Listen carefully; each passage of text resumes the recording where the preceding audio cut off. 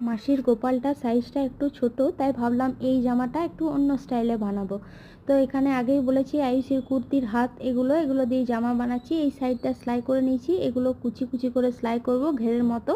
আর এটা দিয়ে একটা পাইপিং বানাবো, যেটা এভাবে জামাটা করব সেটা আপনাদের দেখালাম। চলুন কেটে নিই সোজা করে এটা। তো এটা সোজা করে প্রথমে কেটে তারপর দুপাশ দিয়ে সুতো দিয়ে ভালো করে সেলাই করে নেব। নিয়ে এটাকে উল্টে পাইপিনের মতো বানিয়ে নেব। এটা সেলাই হয়ে গেছে, এবার চলুন এটাকে সুচটা উল্টো দিক করে এভাবে উল্টে নিলাম। তো হয়ে গেল পাইপিং। আর ওদিকে ঘেরটা বানিয়ে রেখেছি, এই ঘেরটাও উল্টে মুড়ে একটু সেলাই করে নেব। তারপর ওই যে পাইপিংটার সঙ্গে গেঁথে দেব, গেঁথে সেলাই করে নিলাম, হয়ে গেল। আর সাইডে দুটো ছোট ছোট বেল্ট মতো লাগিয়ে নিলাম, যেগুলো পেছনটায় বাঁধা যাবে গোপুসোনা। চলুন নিয়ে যাই মাসির গোপুসোনাকে পরিয়ে দেখায়। এখানে মাসির গোপুসোনা পড়ছে। ভালো লাগলে পাশে থাকবেন, লাইক করবেন, সাবস্ক্রাইব করবেন। টাটা।